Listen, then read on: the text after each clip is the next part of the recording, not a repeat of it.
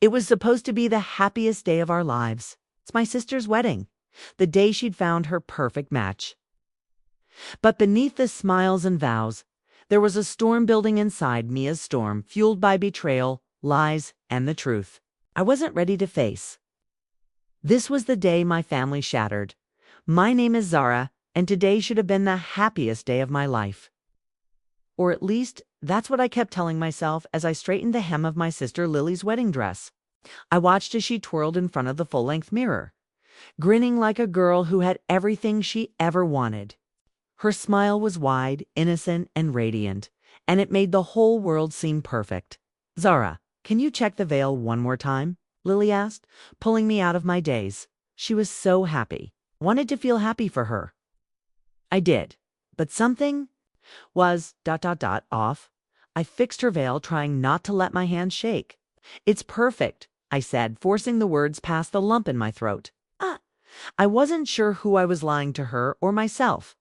I stood back, eyes scanning the room, looking for something to steady my racing thoughts. My parents were across the room, whispering to some of the guests. They didn't even look my way. I tried to ignore the tightness in my chest, the one that had been there for as long as I could remember. The one that had always been there when I was around them. The one that told me I wasn't enough. Not like Lily, not like anyone else. I cleared my throat and smiled, trying to make it seem genuine. It wasn't. It felt like my insides were slowly falling apart. "You're okay, Zara?" Lily's voice broke through my haze again, her concern palpable. She reached for my hand, and for a second I almost wanted to pull away, to hide how I was feeling, but I didn't. I couldn't. I had to pretend. For her. For everyone else. "I'm fine, Lily. Just ... Little nervous for you. You know, big day and all." She laughed, the sound light and carefree. "You're right, of course. I've never been more ready for anything in my life." I couldn't even respond. How could I tell her that I wasn't ready for this? How could I tell her that everything I had ever believed in was slowly being torn apart by the day that was? "Supposed to be your happiest? Zara, can you smile?" "You're making me nervous," she said with a teasing grin.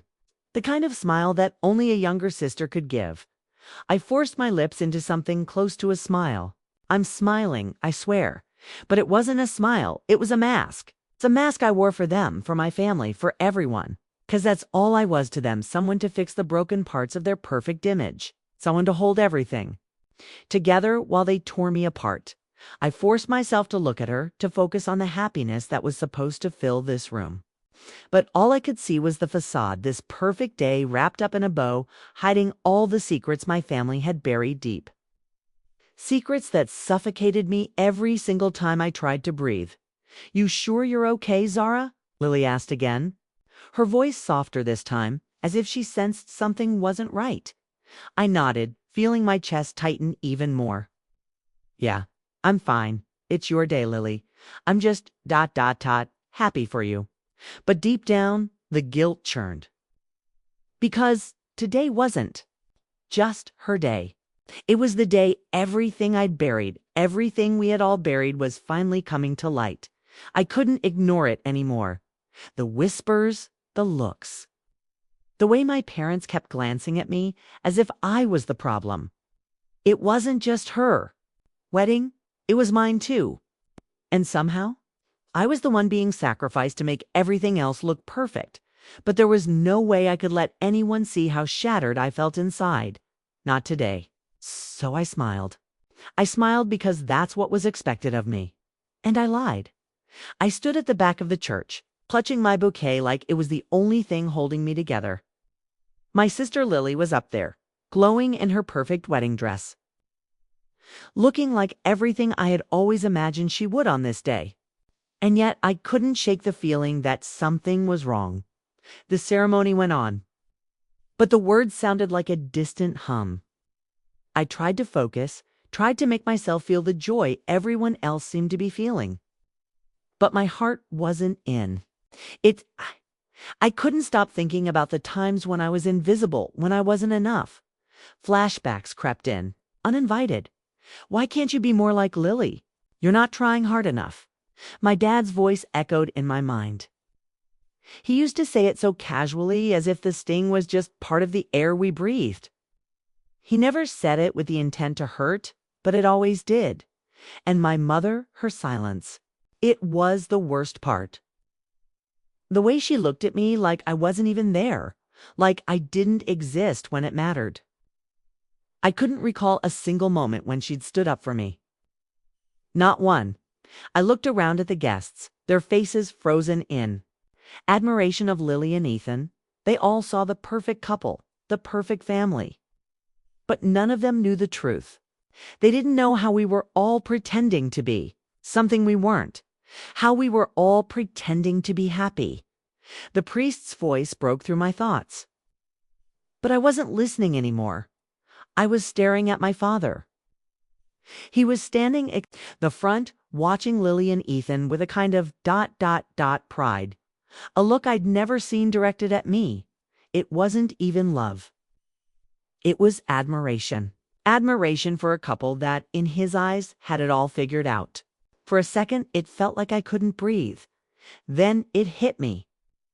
That look, the one my father was giving Ethan, was the same look he had given me all those years ago. The same look when I was struggling to please him, to earn his approval. The one that told me I was always falling short. My stomach turned. I wanted to scream, to stand up and shout, "Do you see what you're doing? Do you see how you've broken me?" But I stayed frozen, my heart sinking as I realized the truth. I wasn't the only one who'd been betrayed. My father's expectations had always been a silent weapon. It wasn't just me. 'Twas Lily, too. We'd never really seen us for who we were, only for what he wanted us to be. And now, standing in front of me, he was doing it again with Ethan, for the first time. I saw the web of lies that had been spun around us. Ethan wasn't just another man in Lily's life. He was a pawn in our family's game, a reflection of what my father wanted for us all. Lily might have thought this was her fairy tale, but I saw the truth. It wasn't just her wedding.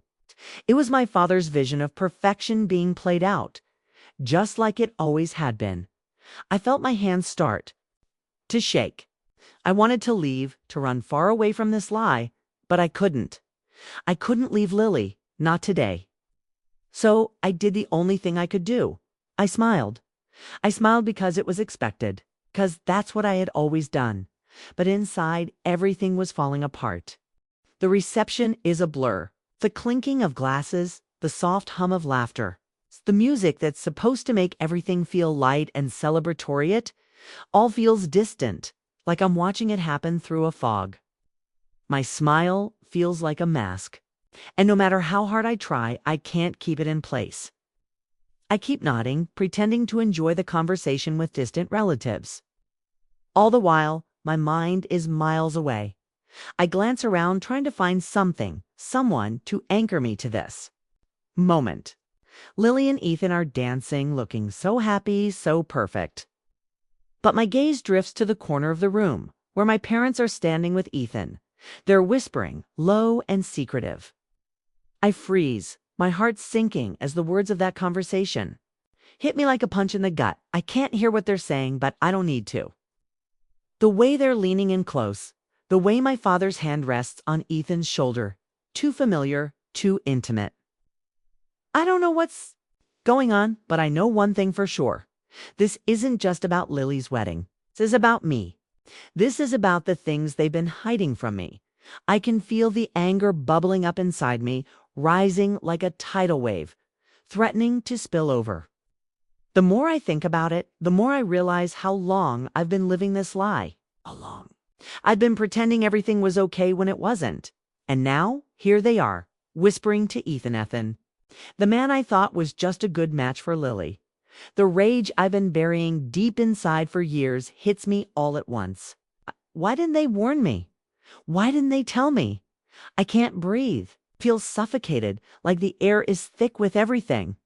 That's been left unsaid. I step back, needing space, needing to get away from the crowd. I slip through the side door into a quiet hallway, my heart pounding in my chest. I lean against the wall, trying to steady myself, but my hands are shaking. The words echo in my head, over and over. Ethan's been lying to us all. My parents knew and they let it happen. They didn't protect me. I didn't even care. I take a deep breath, trying to calm the storm inside me, but it's impossible. The truth is too much. I've spent my whole life trying to earn their approval, trying to fit into their version of what I was supposed to be. And now I see it for what it is, a game. It's a game they've been playing with me, with Lily, with all of us. But it's not just about me, it's about them too. They've been lying, hiding secrets, keeping us all in the dark. I hear footsteps coming down the hallway, and I quickly wipe my eyes. I don't want anyone to see how broken I feel. But it doesn't matter. The damage is done. The rage, the betrayal, it's all bubbling to the surface now. I'm done pretending. I'm done being the good daughter. I push myself off the wall, standing tall, ready to face whatever comes next. But I can't shake the feeling that nothing will ever be the same again. I can't stay here anymore. The weight of it all is too much to bear. I hear the music, the laughter, the clinking of glasses, but it all feels so far away. I've been standing in the hallway for what feels like hours, trying to piece myself back together, but it's no use.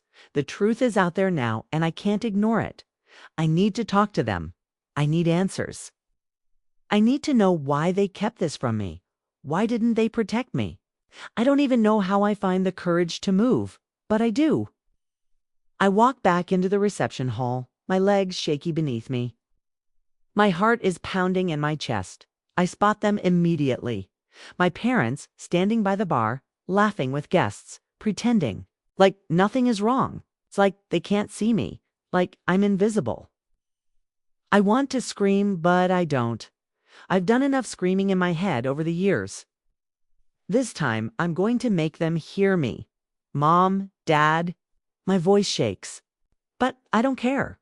I don't care anymore. We need to talk. My mom looks up, a forced smile on her face. Sarah, honey, this is a celebration, not now. I take a step forward, ignoring the flutter in my stomach. No, now. I'm not going to let them brush me off. Not today. My father's eyes flicker toward me, and I see that look, the one that always makes me feel like I'm less than. Doesn't say anything, but I know what he's thinking. I'm too much, too loud, too demanding. But this time, I don't care. This time, I'm not the one who's wrong. I look between them, my heart racing. How could you do this to me? My voice breaks, the words coming out like a whisper at first. But then I find my strength. Why didn't you warn me?